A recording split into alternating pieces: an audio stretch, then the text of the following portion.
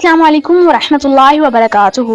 उम्मीद है कि आप सब खैरियत से होंगे और कुरान पाक की इन खूबसूरत तालीमात से अपने ईमान को ताज़ा कर रहे होंगे इंशाअल्लाह ताला।